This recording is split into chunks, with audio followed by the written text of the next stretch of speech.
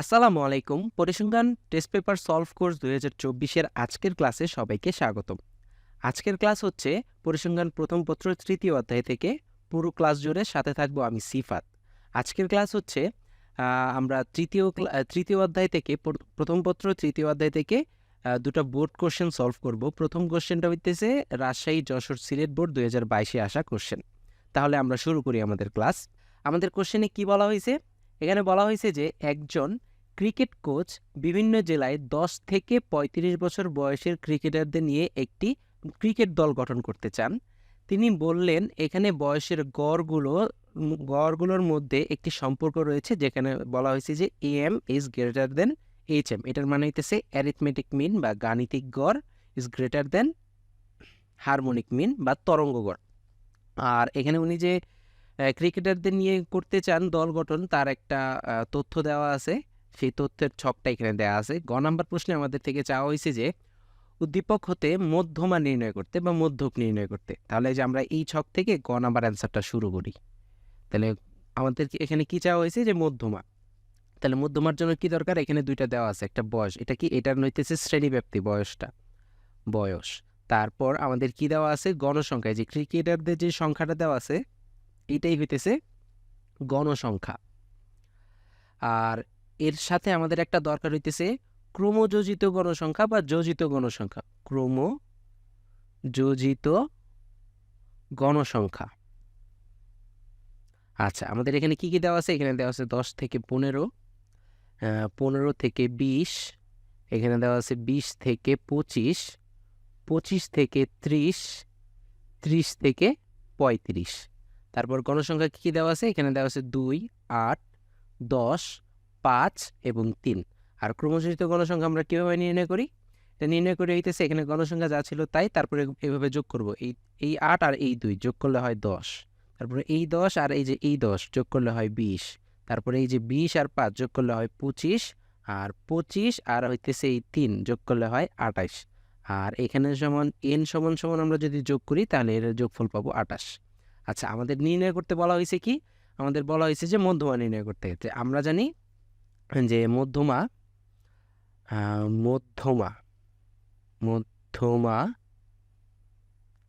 Equals to, এটা সূত্র হইতেছে L plus n/2 minus FC divided by FM into C। এখানে কোনটার পরিচয় কি? L হইতেছে মধ্যক শ্রেণীর নিম্নসীমা, FC হইতেছে মধ্যক শ্রেণীর পূর্ববর্তী শ্রেণীর ক্রমযোজিত গণসংখ্যা, FM হইতেছে মধ্যক শ্রেণীর গণসংখ্যা, আর C হইতেছে শ্রেণীব্যাপ্তি। আচ্ছা, তার মানে আমরা এখানে দেখতেছি যে সবগুলোর ক্ষেত্রেই আমাদের দরকার হইতেছে, আমাদের দরকার হইতেছে মধ্যক শ্রেণী। তাহলে আমরা মধ্যক শ্রেণীটা কিভাবে বের করব? মধ্যক শ্রেণীটা আমরা বের করবো হইতেছে এইভাবে। প্রথমে আমরা n/2 এর ভ্যালুটা নির্ণয় করব। n/2। আচ্ছা, n/2 যদি করি তাহলে 28 ডিভাইডেড বাই 2 ইকুয়ালস টু কত? 14। এখন এই যে 14 নাম্বার পদ কোন ঘরে আছে? আচ্ছা, এই আমরা যদি ক্রমযোজিত গণসংখ্যাটা দেখি, এই ঘরে দুইটা পদ আছে, এই ঘরে 10 নাম্বার পদ পর্যন্ত আছে, আর এই ঘরে 20 নাম্বার পদ পর্যন্ত আছে। আচ্ছা, 20 নাম্বার যে পদের ঘরটা আছে এইখানেই তো আমাদের এই যে 14 নাম্বার পদটা আছে। তার মানে এইটাই আমাদের মধ্যক শ্রেণী। তাহলে এল মানে কি ছিল? এল মানে ছিল হইতেছে মধ্যক শ্রেণীর নিম্ন সীমা। তাহলে এটা আমাদের মধ্যক শ্রেণী, এটার যেই শ্রেণী ব্যাপ্তিটা আছে তার নিম্ন সীমাটা কত? 20। তাহলে এল এর ভ্যালু হইতেছে 20। তারপরে এন এর ভ্যালু হইতেছে 28। এফসি মানে কি বলছিলাম হইতেছে মধ্যক শ্রেণীর পূর্ববর্তী শ্রেণী হইতেছে যে এইটার কি নেব? ক্রমযোজিত গণসংখ্যা কত? এখানে আছে 10। তাহলে এখানে আমরা বসাই দিব 10। তারপর হইতেছে FM। আচ্ছা, সি মানে হইতেছে শ্রেণীব্যাপ্তি আমরা দেখতে পাচ্ছি 10 থেকে 15। তাহলে এখানে দেখতে পাচ্ছি শ্রেণীব্যাপ্তি 5। আর FM হইতেছে মধ্যক শ্রেণীর গণসংখ্যা। মধ্য শ্রেণী এইটা, তাহলে এটার গণসংখ্যা আমরা দেখতে পাচ্ছি 10। তাহলে এখানে বসাই দিলাম 10। এখন জাস্ট আমরা এখানে মানগুলো বসাই দেব। এল এর মান 20 প্লাস এই যে n/2 এর আমরা মান বের করে রাখছি 14 মাইনাস FC এর মান বের করে রাখছি 10 ডিভাইডেড বাই FM এর মান 10 ইন্টু সি এর মান হইতেছে 5। এটা যদি আমরা ক্যালকুলেটরের মাধ্যমে ক্যালকুলেট করি তাহলে এইটার ভ্যালু আমরা পাবো হইতেছে 22। এই হইতেছে আমাদের মধ্যমা। এটাই তাহলে আমাদের গ নাম্বারের অ্যান্সার। তারপর আমাদের থেকে ঘ নাম্বারে কী চাওয়া হয়েছে? ঘ নাম্বারে চাওয়া হয়েছে যে উদ্দীপকের আলোকে তুমি কি ক্রিকেট কোচের বক্তব্যের সাথে একমত কিনা। আচ্ছা, উনি বক্তব্য করছিল যে arithmetic mean is greater than harmonic mean. তাহলে আমরা এই দুইটা মিন বের করে দেখি যে হয় কিনা তার বক্তব্যের সাথে। তার জন্য এখান থেকে আমরা ঘ শুরু করি। এখানের জন্য আমার প্রয়োজনীয় ছক হইতেছে এইটা। তাহলে আমাদের এখানে কি দরকার? প্রথমে দরকার যে বয়স বা শ্রেণীমাপটি দেওয়া আছে সেইটা। তারপর আমাদের দরকার মধ্যক, মধ্যককে আমরা এক্সআই দ্বারা প্রকাশ করি। তারপরে আমাদের দরকার গণসংখ্যা, গণসংখ্যা এটাকে আমরা এফআই দ্বারা প্রকাশ করি। তারপর আমাদের দরকার হইতেছে এফআই, এফআই এক্সআই। আর তারপর আমাদের দরকার হইতেছে এফআই ডিভাইডেড বাই এক্সআই, এটা আমাদের দরকার। আচ্ছা, বয়স কি কি দেওয়া আছে? এটা দেওয়া আছে হইতেছে 10 থেকে 15, তারপরে দেওয়া আছে 15 থেকে 20, তারপর দেওয়া আছে 20 থেকে 25, 25 থেকে 30, 30 থেকে 35 এ পর্যন্ত দেওয়া আছে। আর মধ্যক পরে বের করি। গণসংখ্যা দেওয়া আছে 2, 8, তারপরে হইতেছে 10, 5 এবং 3।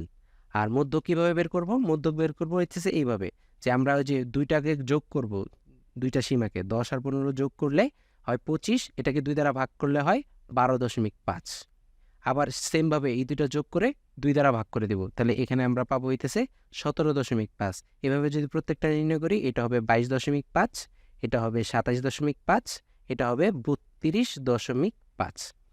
আর এরপর আমরা এই যে এফআই এক্সআই পেয়ে গেছি, তাহলে যে এফআই এক্সআই মানে এফআই আর এক্সআই এর গুণফলটা বের করব। তাহলে এখানে গুণ করলে এখানে আসে 25, এখানে গুণ করলে এখানে আসে হইতেছে 140, এখানে আসে 225, এখানে আসে হইতেছে 137.5, এটা 7, তারপর লাস্টে আসে হইতেছে 97.5। আর এফআই ডিভাইডেড বাই এক্সআই, এটা মানে হইতেছে আমরা এফআইকে মানে গণসংখ্যাকে মধ্যক দ্বারা ভাগ করব।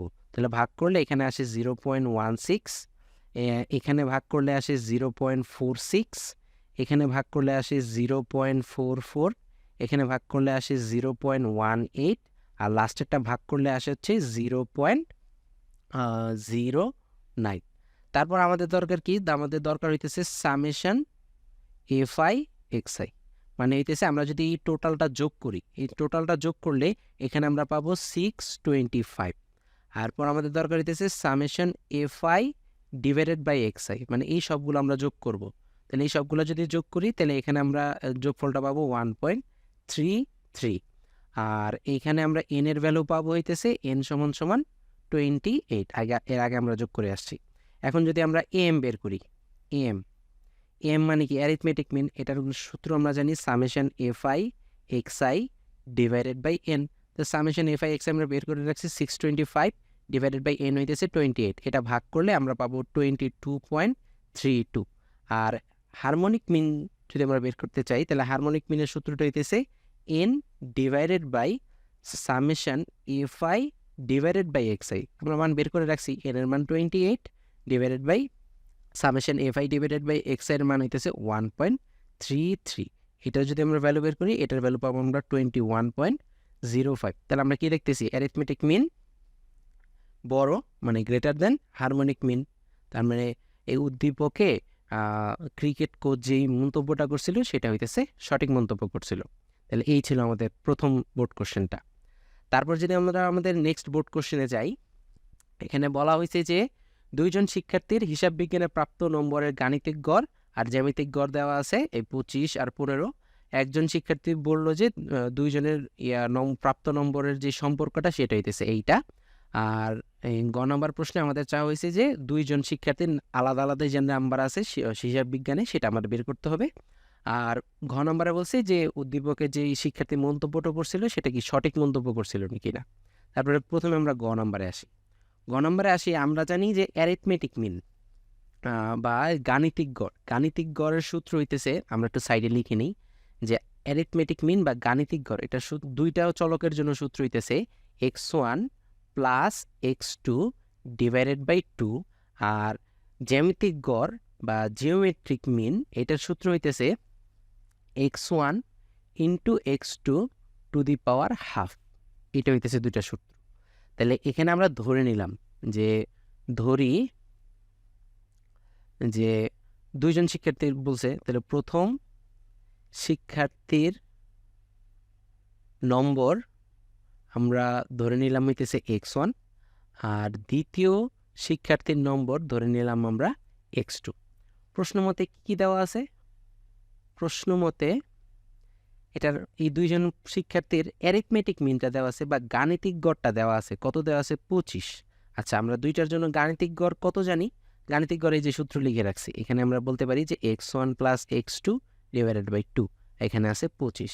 এখান থেকে আমরা এই দুই ভাগ আছে, এই পাশে গুণ হয়ে যাবে, তাহলে 25-এর সাথে 2 গুণ করলে এখানে আমরা পাবো 50। তার মানে x1 plus x2 equals to আমরা পাইলাম 50। এটাকে আমরা 1 নম্বর সমীকরণ দিলাম। আবার কি বলছে? আবার বলছে যে যে জ্যামিতিক গড় বা জিওমেট্রিক মিন সমান সমান হইতেছে 15। বা কি বলতে পারি, এটার সূত্র আমরা জানি x1 ইন্টু x2, এটার পাওয়ার হইতেছে হাফ সমান সমান 15। এখন আমরা এই যে হাফ তাড়াইতে গেলে আমরা হইতেছে উভয় পাশে স্কোয়ার করে দেব। এই যে x1 ইন্টু x2 এর পাওয়ার হইতেছে হাফ, এর মাথায় আমরা স্কোয়ার করে দিলাম। স্কোয়ার করলে দুই পাশেই করতে হবে, এই পাশেও করে দিলাম স্কোয়ার। তাহলে বা এখানে আমরা কি পাইতেছি? এখানে আমরা পাইতেছি হইতেছে x1 ইন্টু x2। এখানে যে 2-এর সাথে 2 কাটা চলে গিয়ে এখানে 1 থাকে, 1 পাওয়ার আর লেখা লাগে না, আর 15 উপরে স্কোয়ার করলে আসে হচ্ছে 225। এটাকে আমরা 2 নম্বর সমীকরণ দিলাম। এখন আমরা এক কাজ করি, আমরা জানি একটা সূত্র ফেলবো আমরা এখানে, মানে সূত্র বা অনুসিদ্ধান্ত বলতে পারি। আমরা জানি যে আমরা a minus B whole square সমান সমান a plus B whole square minus 4ab। এই যে আমরা এই সূত্রটা ফেলছি বা অনুসিদ্ধান্ত, a minus B whole square equals to a plus B whole square minus 4ab। এই সূত্রটা আমরা এখানে প্রয়োগ করছি। এখানে যদি আমরা একটু খেয়াল করি, তাহলে এই যে x1 plus x2 whole square equals to, এই যে এখানে x1 প্লাস x2 এটার ভ্যালু আমাদের কত আছে? 50 আছে না 1 নম্বর সমীকরণে? তাহলে আমরা এটার জায়গায় 50 বসাতে পারি, মাথায় আসে স্কোয়ার মাইনাস 4। আর এই যে x1 ইন্টু x2, এই যে এটার ভ্যালু কত? 225, দিয়ে দিলাম 225। এখানে আছে ইন্টু বা x1 plus x2 whole square. এখন 50-এর উপরে স্কোয়ার করলে আমরা এখানে পাবো হইতেছে 2500, মাইনাস এখানে গুণ করলে আমরা পাবো 900, বিয়োগ করলে আমরা এখানে 1600 পাইতেছি। তাহলে আমরা যদি এই উভয় পাশে রুট করে দিই, এই যে এইভাবে, এই যে x1 plus x2 whole square equals to root over 1600। কী করে এই রুটটা করলাম কি জন্য? আমরা এই যে স্কোয়ারটা তাড়ানোর জন্য।